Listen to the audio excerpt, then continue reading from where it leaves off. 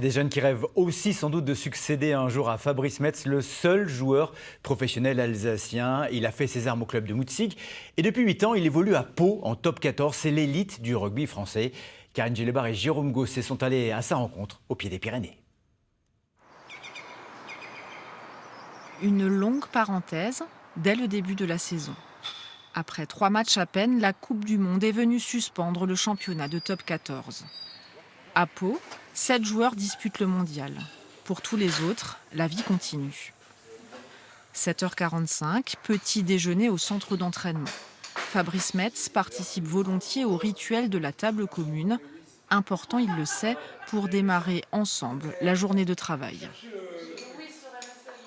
On passe toute la journée ici pour s'entraîner, préparer les stratégies. On passe du temps ensemble et j'ai souvent l'habitude de dire que je passe plus de temps avec les mecs ici au centre d'entraînement qu'avec ma famille à la maison. Vous avez 5 minutes pour vous échauffer au développé couché. Les premières barres à 40% démarrent dans 5 minutes.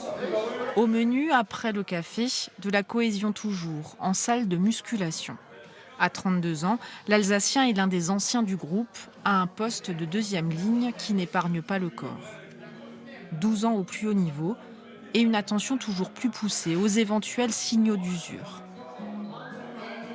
Il y a toujours un peu plus de difficultés à récupérer après certains matchs, donc bon, je sais que je commence à avoir un certain âge, donc la récupération, je fais un peu plus attention aussi pour mieux récupérer et à faire des choses pour essayer d'être le plus compétitif et le plus en forme physique possible.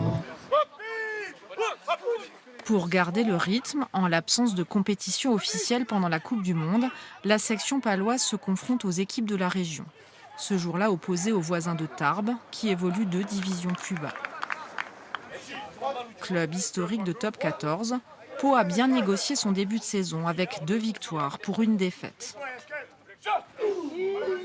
Pour sa 8e saison en vert, Fabrice Metz conserve la confiance du staff.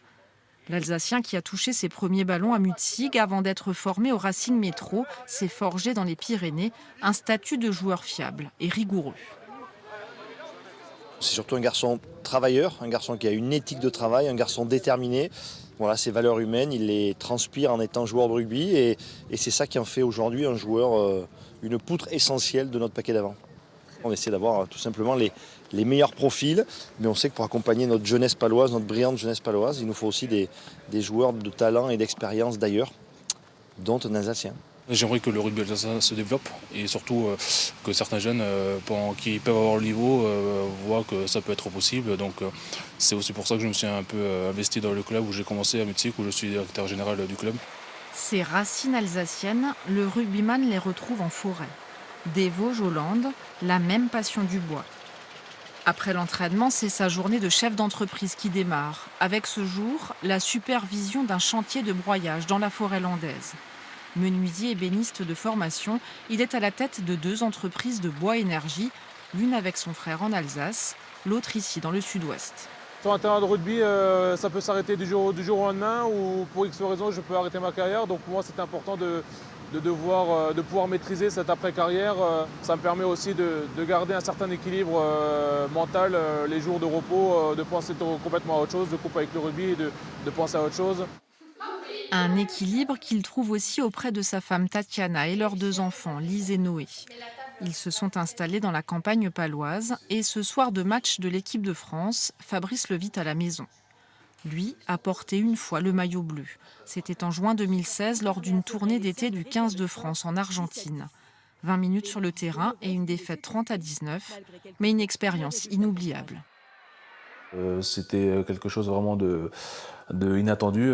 J'étais prévenu le jour où j'ai fait mon déménagement pour venir à Pau. C'est vraiment hyper enrichissant de pouvoir côtoyer ce niveau-là, aussi de voir si on peut avoir le niveau pour jouer à ce niveau-là. Donc voilà, c'est vraiment une très très belle expérience et je regarde que des bons souvenirs.